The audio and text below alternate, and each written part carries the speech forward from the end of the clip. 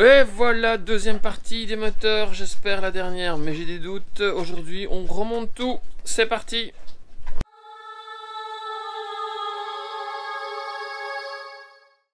Alors on a beaucoup bossé, on a bien avancé, on a bien nettoyé, mais c'est fait. Normalement on met les échangeurs maintenant. J'espère que ça va fonctionner, je vous montre tout ça et je vous montre ce qu'on a fait. Alors, avec une petite lumière, c'est mieux. Donc voilà, les échangeurs, l'échangeur est là. Donc ça, il n'y a plus qu'à le mettre. On a bien nettoyé ici le filtre de liquide de refroidissement. J'ai passé un petit coup de peinture grise partout où c'était nécessaire sur le moteur. Vous voyez que le filtre air qui se trouve ici derrière a reçu un petit coup de peinture. Là c'est les faisceaux, mais je vais pas faire ça maintenant, je vais d'abord m'occuper de remonter l'échangeur. Voilà, donc tout est prêt, on a retrouvé un coude, on a acheté les colliers, on a les joints qu'on avait déjà depuis longtemps, on a le liquide de refroidissement. Donc maintenant on va mettre tout ça en marche et j'espère que ça a fonctionné. Bon ben voilà, on a terminé de remonter les deux échangeurs de chaque côté. Pour l'instant, on croise les doigts, il n'y a pas de fuite. Donc ça fonctionne pas mal, les moteurs tournent, c'est nickel. Par contre, j'ai commencé à regarder pour le chantier électricité sur les moteurs et je vous avoue que je suis un peu désespéré par tout le boulot qu'il y a à faire et pas tout ce qu'il y a à faire. Je vous montre ça maintenant, rendez-vous dans la cale. Bon, je vais essayer de vous filmer tout ça avec une lampe, même si c'est pas très jojo, on le fait quand même. Alors, bonne nouvelle, c'est que l'alternateur, lui, il fonctionne. Donc il sort bien un bon voltage. Le problème, c'est que j'ai un fil ici, je sais pas si vous voyez, qui n'est pas branché. Et après, mon câble qui part de l'alternateur et qui est censé recharger le parc batterie ne recharge rien du tout. Bonne nouvelle aussi, c'est que la batterie moteur qui se trouve là en dessous, elle n'est pas alimentée par rien du tout. Donc elle ne recharge pas, elle fait que se vider. J'ai tout un tas, je vais essayer de me mettre bien, de câbles comme ceci, de câbles comme ceci, qui sont connectés à rien. Donc j'essaie de découvrir d'où ils viennent, où ils vont. Mais bon, voilà, c'est pas évident. Là, j'ai ici, ça c'est le câble d'alarme du cell drive qui me permet de dire si le cell drive est, il y a de l'eau dedans. Donc je sais pas si vous voyez dans le bas, là au fond, on voit que le câble a été coupé. Donc en effet, la sonde qui est censée être accordée ici va fonctionner quand même pas trop bien. De l'autre côté, dans l'autre moteur, je n'ai pas cette pièce-ci qui, je pense, est un relais de démarreur. Dites-moi si je me trompe. Donc je ne sais pas si celui-ci fonctionne parce qu'en fait ce qu'ils ont fait, c'est qu'ils ont mis un bouton de démarrage là devant, je vous montrerai après, qui permet de démarrer le moteur, ce qui est pas facile. Et dans l'autre côté, ici, là, il y a une sonde de température d'eau, si je pense. Elle n'est pas raccordée non plus, il n'y a pas le câble. Donc, je vous montre par devant. Oui. Donc ici, vous voyez, il y a un bouton de démarrage ici. Donc on appuie ici pour démarrer le moteur. Chose qui n'est pas du tout pratique. Donc ce que je disais, c'est que bien sûr ce n'est pas du tout pratique, il faut mettre la clé ici en haut, ça bip, il faut descendre, aller appuyer sur le bouton et pour couper on vient tirer la manette ici en haut. Donc il y a plus simple, il y a plus sécure. Donc je ne sais pas pourquoi ils ont fait ça, si vous avez des idées tenez-moi au courant. Est-ce que ces fameux relais de démarreur qui seraient morts et ils ont fait ça? Voilà, là vraiment je vous avoue que je sèche. Maintenant je vais essayer de regarder mon alternateur des bits, ça je viens de vous le dire.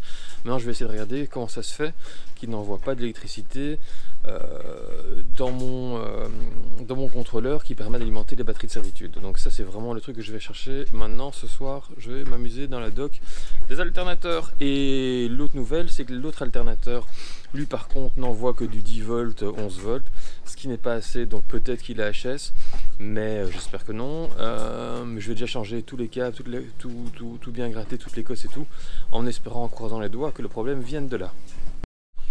Alors aujourd'hui on fait une petite pause avant d'attaquer la suite des moteurs, parce qu'on va commencer demain, parce qu'on va ouvrir les deux cales moteurs en même temps pour essayer de comprendre comment ça se fait que les alternateurs ne cherchent pas. Donc au programme c'est voltage, on suit les câbles et tout, bref ça va bien nous casser les bonbons pendant des heures. Mais là j'ai attaqué un autre chantier en parallèle, c'est-à-dire toute l'électronique de bord. J'avais un problème sur le contrôleur de pilote automatique Raymarine qui se trouve ici, le ST6002, c'est-à-dire que le mode auto et stand-by ne fonctionnait pas, c'est-à-dire qu'il passait en stand-by, il ne passait pas en auto, et j'avais une partie des boutons qui était aussi complètement inutilisable, c'est-à-dire celui-ci de mémoire. J'avais trouvé quelqu'un qui avait un pupitre de commande ST6009, bon après il n'était pas très neuf comme vous pouvez le voir. Et il m'a proposé de le tester, il le vendait 100 €, mais il m'a proposé de le tester avant, heureusement, et en fait il ne fonctionne pas. Donc à mon avis c'est pas un neuf, c'est un d'occasion, donc je peux rien en faire, donc ça sera poubelle. J'ai voulu le rendre mais il n'a pas besoin de le récupérer, donc je peux vraiment rien en faire, et en plus l'affichage déconne. Donc ce que j'ai fait, c'est que je me suis attaqué à celui-ci avec des bonbonnes, enfin une bonbonne, faut pas exagérer non plus, de nettoyer en contact, et j'ai réussi à faire fonctionner entièrement tous les boutons. Donc là je l'ai remonté, hein. Je l'ai démonté entièrement, j'ai réussi à faire fonctionner tous les boutons, donc alléluia, le pilote automatique fonctionne. Là comme vous pouvez le voir, je ne sais pas si vous verrez à l'image, il y a une petite tache sur l'écran due au soleil. Mais bon voilà, ça, ce genre de belle blague, c'est 800 €, voire plus. Et encore, c'est à trouver sur eBay ou sur le Bon Coin, étant donné que ça se vend plus. Nous voici par cette belle après-midi, sous le soleil, dans la cale arrière bâbord, là où se situe le vérin de pilote automatique. Et si vous pouvez m'aider sur une question, n'hésitez pas à m'écrire en commentaire. J'ai pas encore regardé sur Google, donc je vais chercher. Mais si vous pouvez m'aider, ça m'intéresse. Je vous montre. Donc j'ai un vérin de pilote ici. C'est un vérin Lecombe & Schmitt. Je ne sais pas si vous verrez la référence ici. Et voici avec ici la partie hydraulique aussi. Donc c'est bien sûr un vérin hydraulique. Mon niveau d'huile se situe vraiment ici à moitié. Qu'est-ce que vous me conseillez? De vider l'huile, de la purger, de tout enlever, de faire un appoint, ou c'est bon comme ça? Voilà, ça c'est vraiment ma question. J'ai pas encore cherché, hein, donc comme je vous disais. Donc ça c'est vraiment ma question. Si vous avez des infos sur le niveau d'huile, est-ce qu'il faut le changer, est-ce qu'il faut pas le changer, est-ce que je le garde comme ça? Voilà, ça peut m'intéresser. Merci beaucoup. On continue sur la partie électronique. À l'avant, je vous montre. Donc nous voici au poste de barre, j'ai déjà bien avancé. Donc j'ai commencé par boucher les petits trous qui sont là, donc là je dois encore poncer, nettoyer. Et voilà la différence par rapport au nettoyage. Je ne sais pas si vous allez le voir à la caméra. Donc il y a cette partie là et là cette partie là. Donc en fait ça part super bien à l'eau de javel. Donc je vais m'attaquer à toute cette partie-ci. Ça c'est vraiment le côté esthétique et nettoyage. Donc j'ai tout démonté ici, la boussole qui se trouvait ici. En fait il n'y avait plus de liquide dedans, donc le liquide a fui, donc c'est immonde, enfin vraiment c'est une catastrophe cette boussole, ça pue mais vous n'avez même pas idée. Donc maintenant je vais chercher une nouvelle boussole. Bon, je vais prendre mon temps parce que ça coûte un bras, donc je compte pas acheter ça tout de suite, donc je vais reboucher ici en attendant pour pas qu'il y ait d'infiltration d'eau. J'ai commencé à checker ici, vous avez la profondeur, la vitesse et tout. Bon ben bien sûr il y avait un petit fil ici qui est cassé, donc ça je vais le changer. Ici il y avait c'était complètement défoncé si vous vous souvenez, donc j'ai commencé par repasser une petite couche de gel coat. Là je vais tout poncer, tout cleaner, tout terminer. Je vais refaire entièrement tous les joints qui se trouvent ici pour remettre mes écrans de contrôle, c'est-à-dire ici c'est le pilote automatique, ici c'est profondeur, là c'est l'ancienne boussole mais on n'en parle pas pour l'instant, et là c'est le vent. Le vent, la direction du vent, la vitesse du vent fonctionne, donc non, en fait plus précisément la vitesse du vent fonctionne, elle s'affiche ici, mais la direction du vent ne s'affiche pas, elle bouge mais elle reste ici, alors qu'on a la bouée et que le vent est censé être en face de moi. Donc je vais essayer de refaire un reset, voir si ça fonctionne. Ici je vous l'ai déjà montré, mais les tableaux vont déjà être échangés il y a plusieurs mois, donc juste le plexi des tableaux, des deux côtés. Donc voilà, je vais passer un gros coup de nettoyage partout, tout cleaner, réinstaller tout, refaire l'étanchéité. Et voilà, je pense qu'on aura un poste de barre assez complet, assez propre et surtout fonctionnel, avec surtout ne pas devoir changer le pilote automatique.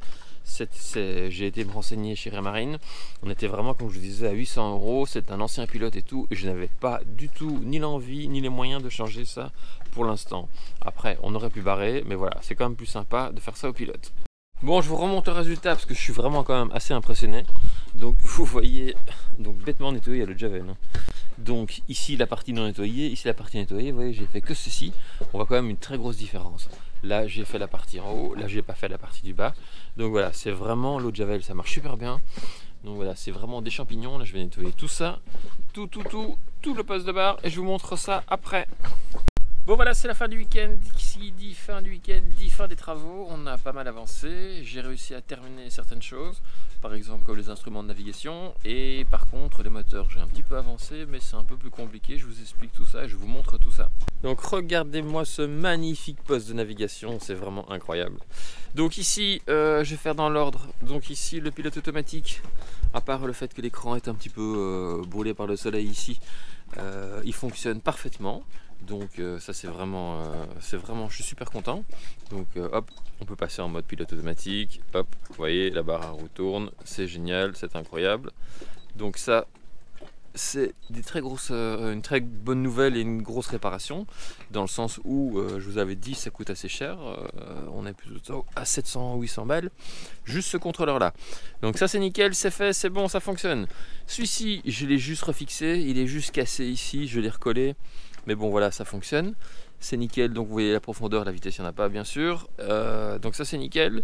Ici, l'afficheur du vent, donc j'ai bien la vitesse du vent, j'ai réussi à faire un reset, donc ça fonctionne. Par contre la direction du vent n'est pas bonne, en plus on est au mouillage donc on devrait être comme ça.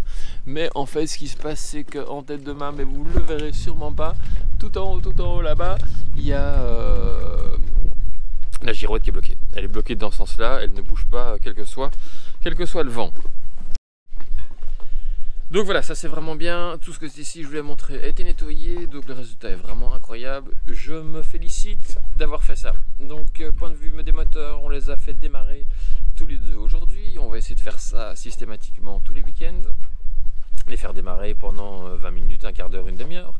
Donc j'ai réajusté les niveaux de liquide de refroidissement des deux côtés. Parfait, ça c'est nickel, les moteurs tournent, ça crache, c'est parfait, c'est nickel. Maintenant je vais devoir m'attaquer à un problème plus compliqué, c'est l'électricité des moteurs. Et là je vous avoue que je suis un peu perdu, je ne comprends pas tout, il y a des choses qui sont un peu compliquées.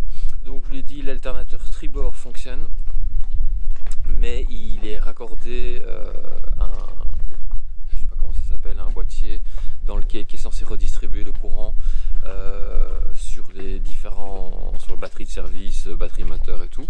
Donc les deux batteries moteurs ne sont pas raccordées, ça je vous l'ai dit. Si celle de bâbord est raccordée, mais elle est HS, donc elle ne recharge plus parce qu'elle n'est qu'à 11 volts et tout, donc ça il faudra la changer. Et j'arrive à le démarrer sur le moteur tribord en basculant, parce que j'ai une bascule de l'un à l'autre. Donc ça c'est une chose. Je vais demander l'aide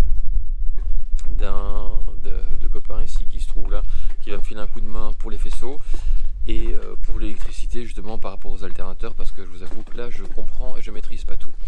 Ce que je sais c'est que la sonde bâbord du sail drive a été débranchée, donc ça je l'ai rebranché pour voir. Évidemment elle sonne, c'est la raison pour laquelle il l'a fait débrancher. Donc il y a deux solutions, ou la sonde est HS, ce que j'espère, ou il y a de l'eau dans le sail drive, ce que je ne souhaite pas.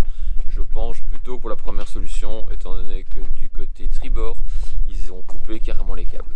Donc voilà, j'ai capté le prix des sondes, ça ne sera pas pour tout de suite, j'ai vu comme métropole, ça vous vaut aux alentours de 80 €. Et ici on est plutôt à 180 €. La sonde bien sûr, sinon c'est pas marrant. Du côté bâbord, je n'ai pas de relais de démarreur, mais par contre il y en a un du côté tribord, mais celui-ci semble HS, donc ça je vais voir je vais voir combien ça coûte, mais je crois que ça coûte la blinde, donc on va continuer le système actuel. Ça c'est une chose. Et quoi encore par rapport au moteur? Ce qui est en plus par rapport au moteur, c'est que donc les deux, je pense qu'on appelle ça les eurodateurs, ce qui calcule le nombre d'heures moteur, fonctionne des deux côtés. Par contre le nombre de tours minutes ne fonctionne pas des deux côtés. Il ne fonctionne pas à bâbord, mais il fonctionne à tribord. Pourtant je l'avais bien raccordé à bâbord, donc il était débranché, à mon avis il était débranché, il a été enlevé. Donc je l'ai raccordé, mais ça ne fonctionne pas. Donc ça je ne sais pas si c'est le compte tour ou quoi, et je ne sais pas comment on fait pour vérifier si c'est le compte tour qui est mort ou enfin pas le compte tour, le nombre de tours minutes qui est mort, ou si c'est mort du côté moteur, ça je sais pas. Donc si vous avez des idées, dites-le moi, ça m'intéresse. Et voilà, et c'est déjà pas mal. C'est déjà tout. Voilà, on continue. On a passé pas mal de temps à gratter la coque aussi. Ce week-end, on l'avait pas fait depuis 1 mois et demi. C'est déconné, c'est vraiment déconné. Voilà. Il fallait le faire plus souvent. On a fait les 2 annexes aussi. Donc voilà, là on est reparti pour une petite semaine et je vous tiens au courant que la suite des travaux. A plus, merci, ciao.